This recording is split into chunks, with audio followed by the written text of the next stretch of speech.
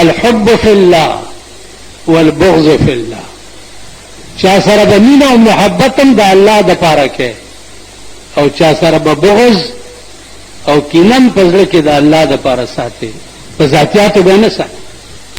د الله یو سره باغی دی نو داغه د پاره به بدی کې، د الله یو سره مقبول بنده دی نو داغه د پاره به خوخه. د زندګۍ تمام شعبې چې دي هغه بستا صرف د الله د پاره، که خلی او که نر، دغه دین او دغه قرآن او دغه علم چې څنګه په سړو فرض دی داسې په ښځو فرض. زمون ښځو له کلمې نه ورځي، زمون ښځو له منځونه سم نه ورځي. په خدای باور وکړئ چې زه دکان کې ناست یم، زما غوږونه ښځو وخوړل چې دا په ټلیفون رانه تپوسونه کوي، د رکعتونو تپوسونه کوي، د تحیاتو تپوسونه کوي.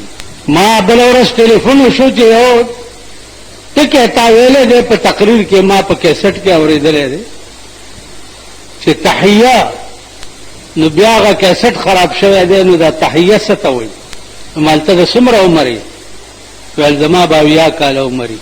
نو 80 کاله مال ستا کپره وخوره، ته تر 80 کالو پورې په تحیه ټکي دی پوه شوې؟ ویل کپره مې د میړه وخوره چې هغه پې پوهه کړې نه یم، د مور او پلار مې وخوره چې هغه راته دین ښودلی نه. نن مور او پلار زامن دنیا دپاره خو امریکې ته هم شپارس کوي چې دنیا وګټي، لیکن دین دپاره نه. بیا لور هغه ورځ یو اپریدي راته ټلیفون وکړو چې لور مې پلاني ځای ته بدله شوې ده، د ډاکټر ته ووایه چې پاتې. مال ډاکټر ته به دا ووایم چې ځان ته یې نکاح کا. تا خدای په دغه لورو شرموه. پلاران د لورو سپارس کوي چې ماسټر ادا او ډایرکټر ادا او پلانې دی او ډنګړې. په پاکستان شریف کې خو بیا وزیران هم دي. عابد حسین ته وګوره، نورې ډېرې داسې لچرې پکې دي. تاسو خیال را دغه لچرو سره مونږ هم تل یو، د دې لچرو حکمونه مونږ هم منو، د لچرو لاندې مونږ هم اوسي. دا ښځې نه دي، دا زمونږ په کورونو کې چې ناستې دي عزیزانو، دا ښځې نه دي. ښځه درته وښیم تاسو ټول به یې ومنئ. اوس چې کور ته لاړ شئ نو خپلو ښځو ته داسې وګورئ چې دا ښځه ده او که خره ده. تاسو پوه شوئ؟ ښځه دې ته وایي. عبدالله ابن مبارک حج ته تللی و، د حج نه چې اوزګار شو را روان دی، په لاره کې یو بوډۍ ښځه ناسته ده او څادر یې په ځان اچولی دی، ځان یې پټ. ده چې وکته چې دا خو زنانه ده، نو دی ورته وایي چې السلام علیک ورحمت الله. دی بوډۍ ته وایي. نو بوډۍ ورته د پلو لاندې وایي چې سلام قولا من رب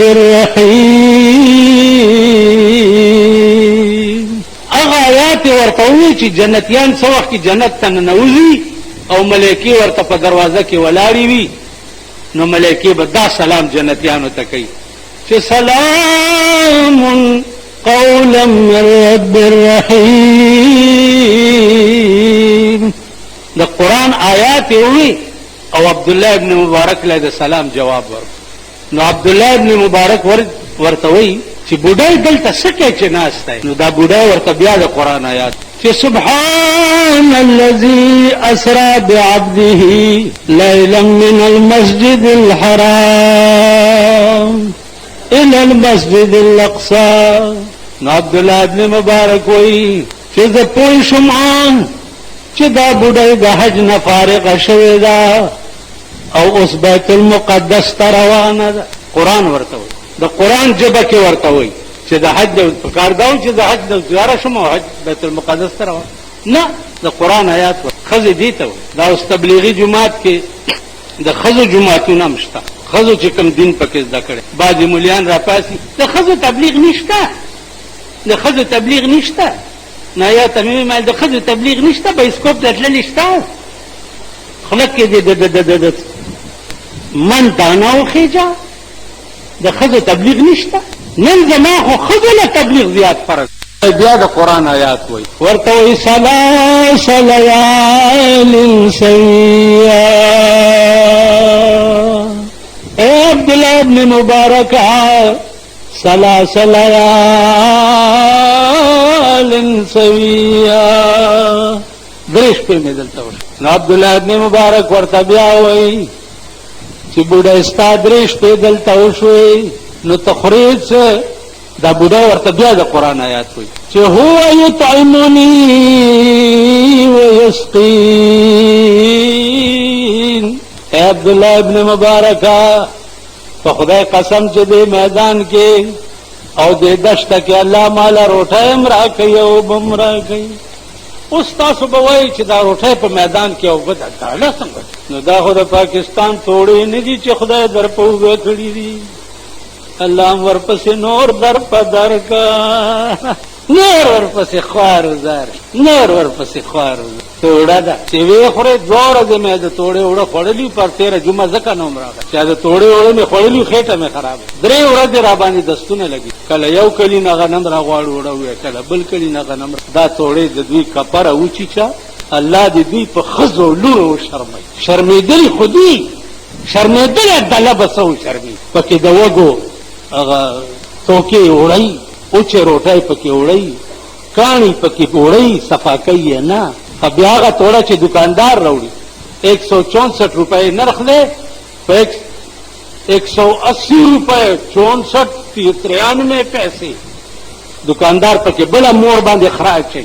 خیال هم راغی نور به ورپسې در په در کې انشاءالله العزیز. لکه چې دغه خریالی منډاړو مونږه خوښ کړ. مونږه چې چاله د قومي اسمبلی ووټ ورکړی دی ورشي که نه په کور باندې او بارې راوباسي او په دې خپو کې پوړي واچوي او په دې کونه مولې ور ومنډوي چې ته دې دپاره مونږ مشر کړی دی چې مونږ به وچې روټۍ خورو او توکې به خورو. هغوی ګردي عیش کوي معاش کوي مینې هسټل کې ډېروي چرګان خوري پولاونه خوري او ته ګردې توړه دې دړی په اوږه کړي.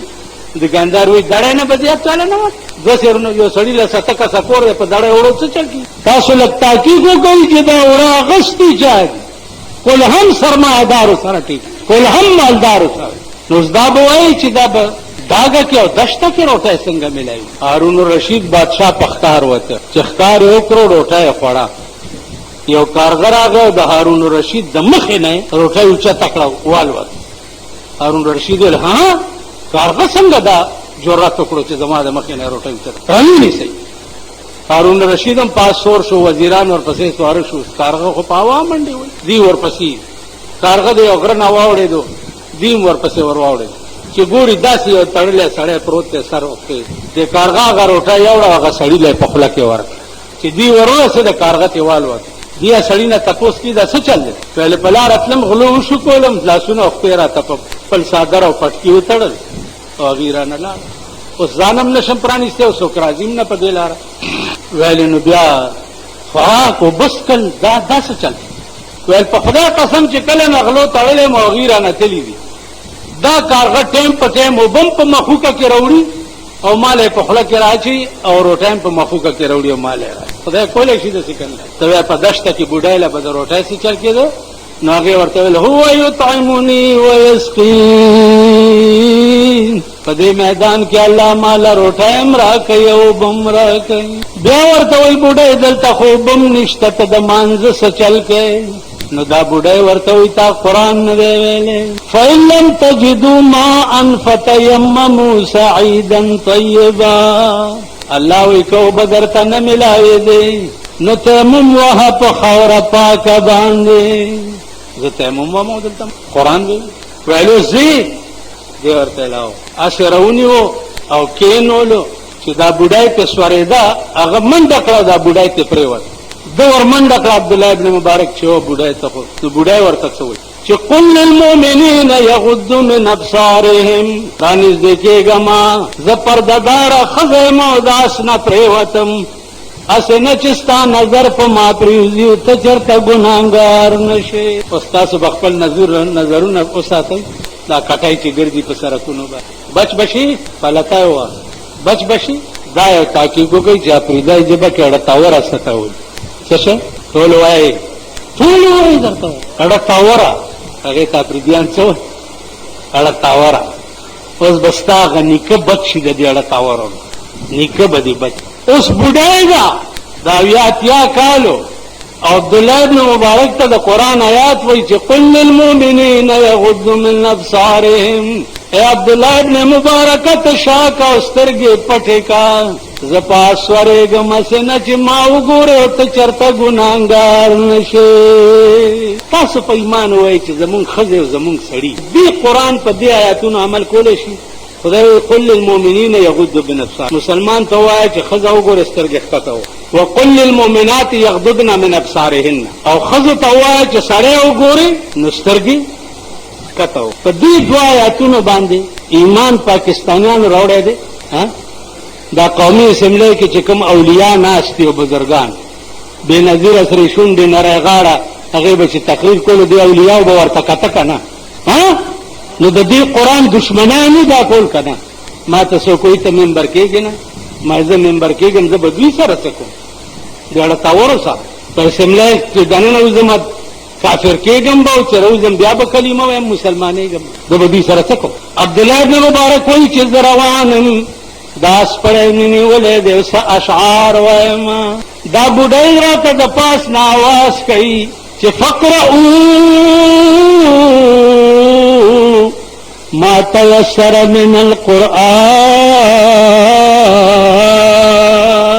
اے عبداللہ ابن مبارک قرآن لولا شیرنا موایا قرآن وایا تاسو وایئ په ایمان چې د دنیا په دې ټول کائنات او د خدای په خدای کې د خدای نه ښې خبرې به د چایي نو د خدای خبرې څه شي دي خدا قرآن دی او دا حدیث دي دا د خدای خبر نن مسلمان قوم نږدې ورځي دلته اوس ته اعلان وشي چې وروڼه یو ساعت کښېنئ د الله څه خبرې به کېږي هر یو ته به ګورې کېړی به والي کړک هلته به اچي یو بوډا یو ورځې جومات کې ناست و همدې جومات کې عمر بس کېړی واغستې ملای ویلې ولې ملغون درغلي ویل نه له کار نه کېنه کېنه دلته چې په چا د خدای خبرې ښې نه لګي او د پیغمبر خبرې پې ښې نه او راغلی مونځ ته یو بیا تې لاړ شي دغه مونځ دی د کفره وکړي دا مونځ دی دا هغه مونځونه دي چې په قیامت کې به په دې مخ در وویشتې شي او درته به وایي چې زه سپیه دا مونځونه تا کړي چې زما د خبرو نه تښتېدې ورک شئ بوځئ جهنم څه به ورته وایي ملایکو څنګه دی هغه آیات فغلوه خذوه فغلوه ثم الجحيم صلوه خذوه روینی صحیح فغلوه او دې مړی کې زنځیرونه ور واچوئ او روانې کوئ ثم الجحيم صلوه او جهنم ته وسپارئ دا هر څه به په مخ در وویشتې